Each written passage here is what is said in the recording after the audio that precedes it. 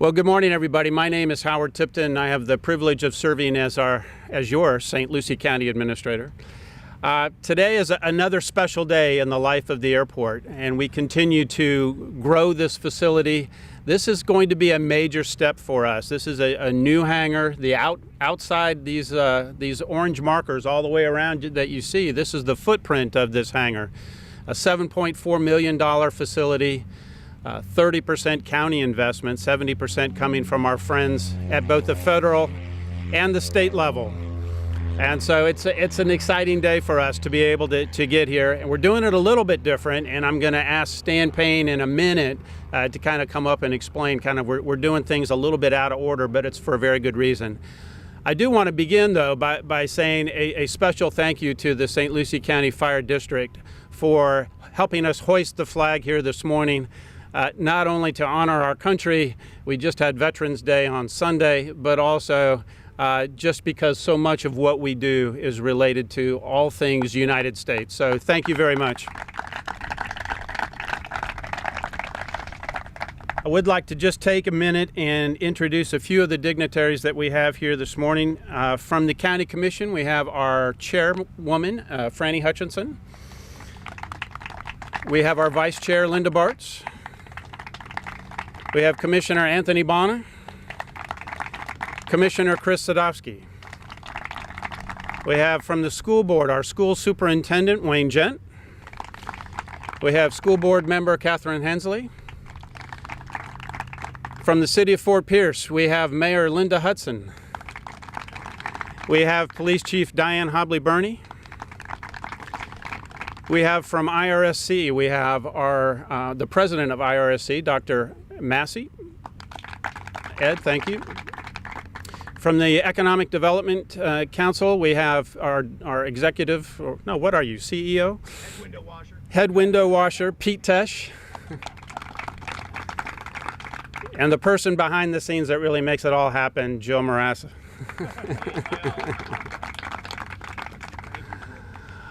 All right. We also have from the county staff, we have our Air and Seaport Director, Stan Payne.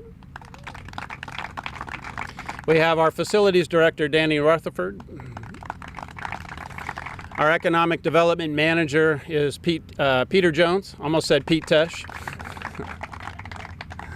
And our Airport Manager is Don Wytrack. He's over in the back corner over there. He's been working today. Well, like I said, today's a special day, and it's now a privilege for me to introduce to you our chair for the County Commission and somebody who's been a stalwart supporter of the airport development, Franny Hutchinson.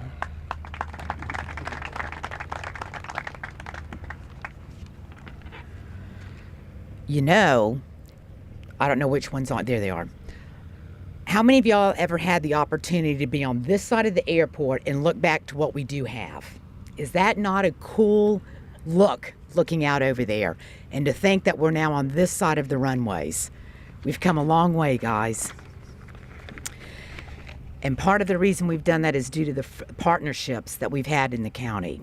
And this project alone, our partners have been with the FDOT, Florida Department of Transportation, and the EDA as our funding partners, with over $3.8 million coming from FDOT and $1.5 million from the EDA.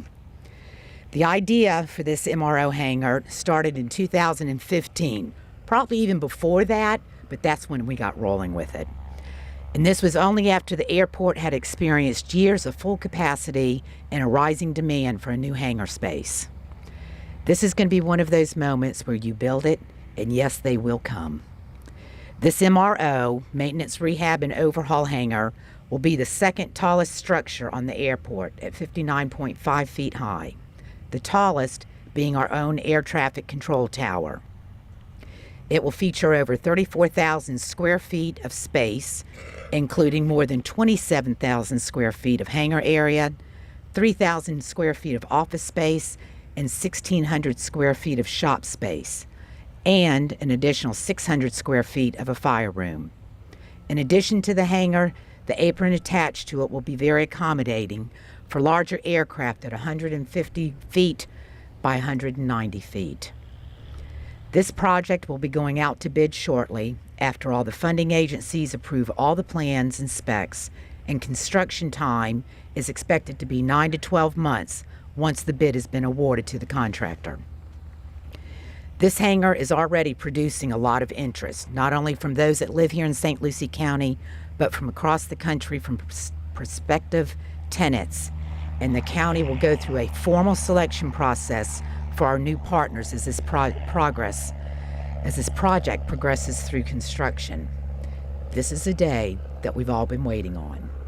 We have finally come to life once again, and we're making that big step forward. So I thank you all for being here. I thank my fellow board commissioners and the staff for the support they've given all of us in making this dream become finally a reality.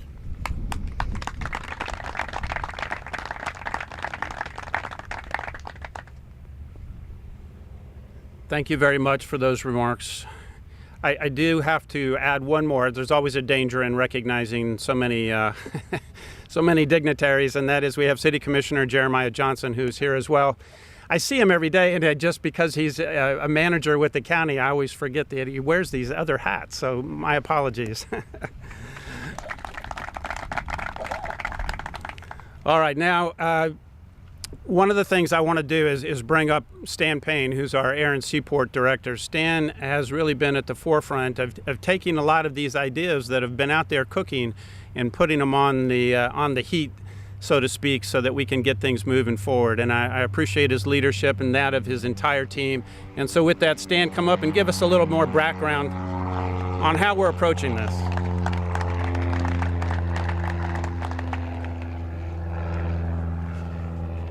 Kind of getting used to this. This is our third one in the past few months, which tells me that we've got projects in the pipeline and finally they're coming out the other side.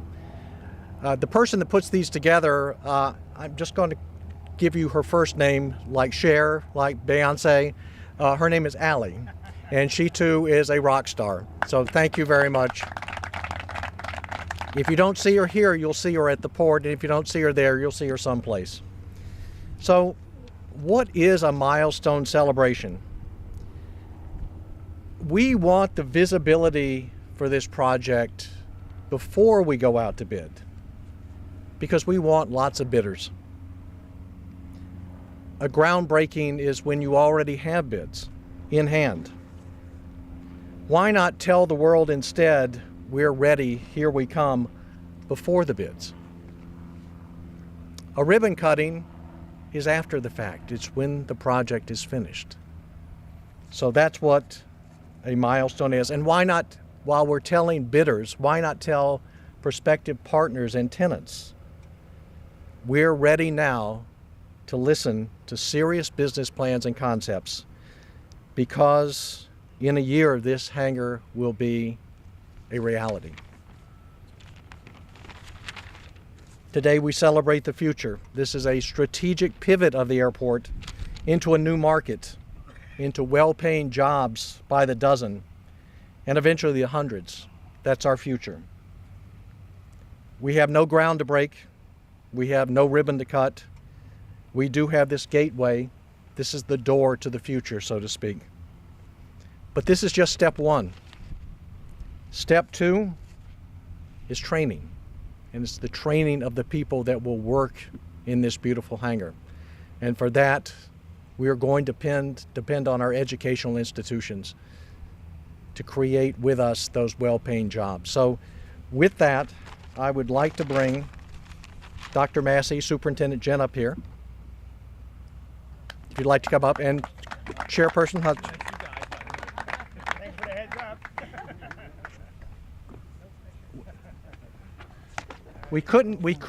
We're putting pressure on you. See, that's exactly what we're trying to do here. So the first one I'm going to give to Chairwoman Hutchinson to take back to the BOCC offices to remember that we're here and we're pushing every day, as you've been such an advocate for the airport over a period of years, as have the other commissioners. And from a staff level, just to let you know, we appreciate it. Thank you. So, and I'd like for you to put the other pressure on our educational partners, because we're going to look for you to fill this building.